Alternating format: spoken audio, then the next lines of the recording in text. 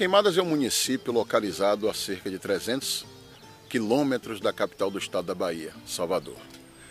Queimadas, na verdade, é oriunda da vila de Santo Antônio de Queimadas, de onde deriva o seu nome atual. Queimadas possui hoje cerca de 30 mil habitantes, possui uma economia pequena, é uma cidade pacata e que sofre todos os efeitos das regiões que estão localizadas no semiárido. Aquela cidade do sertão, aquela cidade do Nordeste, aquela cidade que vem ao longo de toda a vida e a nossa região sofrendo as intempéries, né, do clima, né, apesar de que é uma cidade que estava inserida no contexto porque era ligada pela rede férrea federal.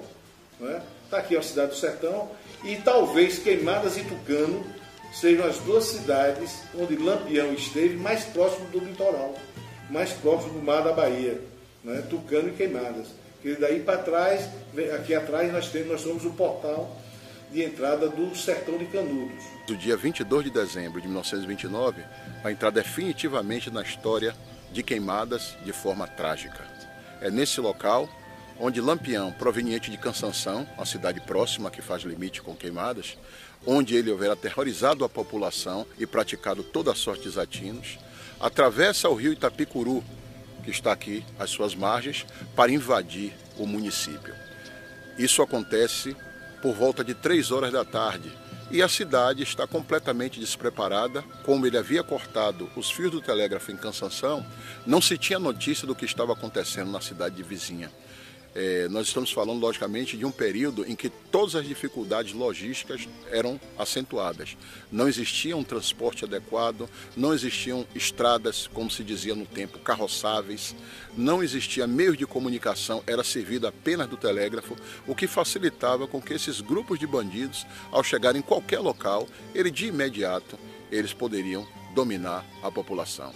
Lampião vai desembarcar aqui à frente de cerca de 15 homens, todos eles pertencentes ao seu bando, os mais cruéis e sanguinários cangaceiros, que com ele vagavam pelo sertão nordestino, e vai subir a estrada, a rua, próxima ao rio, e a partir daí Queimadas vai fechar um ciclo de sangue dentro da sua existência.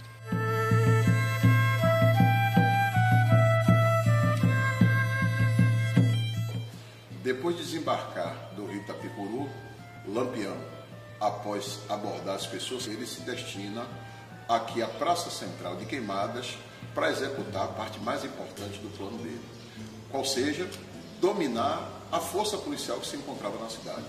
Então ele chega aqui à cadeia pública de Queimadas acompanhado do bando, e a força pública que se encontrava aqui naquele momento estava completamente desprevenida. Afinal de contas, ninguém poderia imaginar que o bando de Lampião teria o atrevimento de atacar uma cidade medianamente guarnecida. Aqui se encontravam 8 policiais militares, o sargento Evaristo da Costa, comandante, e 7 soldados, que se encontravam todos, ou quase todos, aqui no prédio. E quando eles chegam aqui, a tropa logo depois é surpreendida e Lampião dá voz de prisão aos policiais que se encontravam. Em seguida, segundo consta, ele usa de um artifício que os próprios policiais se utilizavam para chamar outros policiais, que era silvos de apito.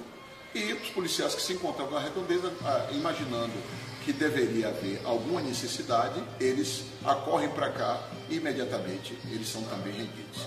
Há também a história de um policial que, ao saber que Lampião já se encontrava, que tinha dominado aqui a força policial, ele vem e se entrega espontaneamente a fim de ficar com seus companheiros, compartilhando a mesma sorte que os policiais militares compartilhavam até aquele momento. E eles, naquele momento, ainda pensavam se tratasse de uma força amiga, né, de uma volante, e foi quando o Lampião se identificou e aí prendeu todos, deu voz de prisão, prendeu todos.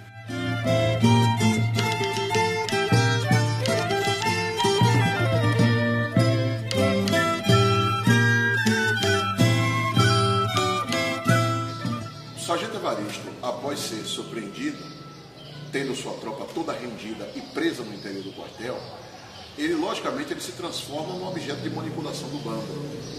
E de que forma é que o sargento Evaristo entra decisivamente nessa história? Ele recebe um fuzil desmuniciado, já que todo o armamento e munição do quartel ela é logicamente apreendida, pelos cangaceiros, a munição distribuída entre eles, e ele passa a integrar o bando naquele momento, hipoteticamente é lógico, e percorrer as ruas da cidade fazendo a coleta dos valores que o cangaceiro exigia aos comerciantes e às pessoas que fossem escolhidas. O ato mais significativo dessa empreitada criminosa, nessa parte, é que Lampião, ao adentrar uma residência, onde lá se encontra a Dona Santinha, uma senhora moradora lá da cidade, ele corteja um trancelim de ouro que essa senhora estava ostentando. Ele dirige vários elogios àquela peça e ela decide então presenteá-lo. Ele aceita aquele presente, em troca ele diz a ela que ela pode fazer qualquer pedido que ele atenderá. Surpreendentemente, Dona Santinha pede pela vida do sargento Evaristo, que com toda certeza iria morrer. E ela diz até o porquê. Apesar do pouco tempo que ele tinha na cidade, ele é uma pessoa que angariou a simpatia de todos, um homem sério, um homem trabalhador e, segundo as próprias palavras dela, um homem temente a Deus. Lampião, mesmo contrariado, mas ele afirma a ela que bandido também tem palavra e que, se depender dele, o sargento só morrerá de velho. Então era uma novidade, tem um evangélico e o sargento Evaristo era simpatizante dessa religião e por isso ela pediu. E Lampião, ela fez o pedido, ele fazia o pedido, ele disse que concordava. Quando ela pediu, que era para poupar a vida do sargento Evaristo, ele disse, apesar de ser um macaco, mas palavra dada, palavra confirmada.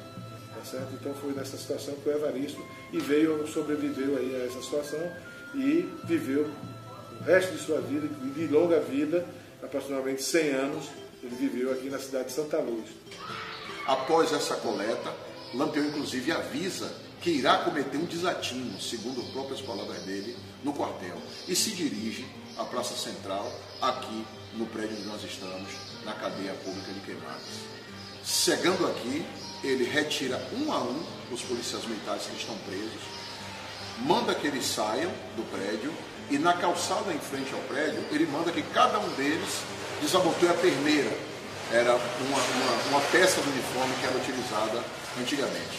Ao se abaixarem para proceder a ordem, eles são baleados com um tiro na cabeça e depois cada um sangrado.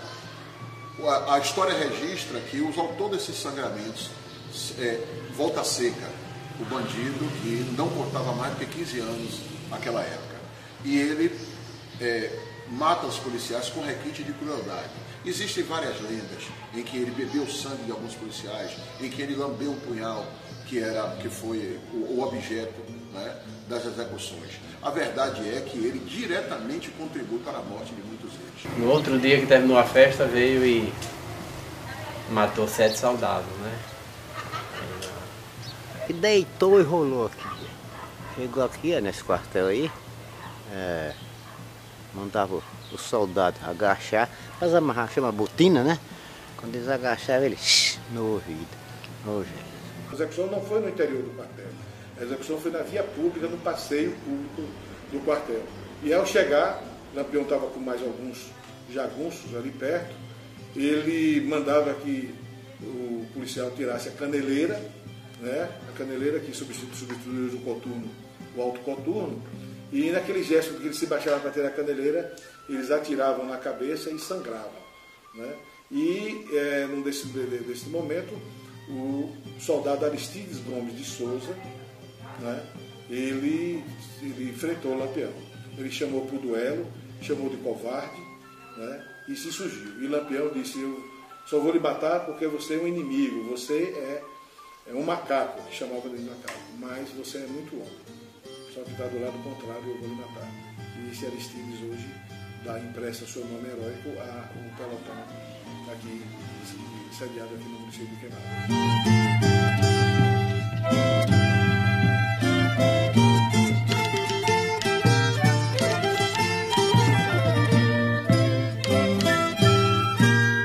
Precisávamos fazer essa reverência, não só a Queimadas, a cidade que, apesar de não ter vítima fatal cidadão da cidade, mas a cidade ficou abalada, a cidade foi psicologicamente violentada, né? E nós, policiais militares, que tivemos as 7 baixas e fizemos essa reverência histórica, resgatando a memória daqueles que tombaram, né, na defesa da liberdade e da vida da sociedade e que chamamos a atenção.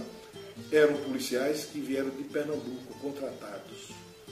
E é importante que a sociedade saiba que hoje nós continuamos com esse mesmo mistério, né, de defender a vida, a liberdade, o patrimônio, a incolumidade do cidadão, mesmo aqueles que nós não conhecemos, em circunstâncias, às vezes, das mais adversas.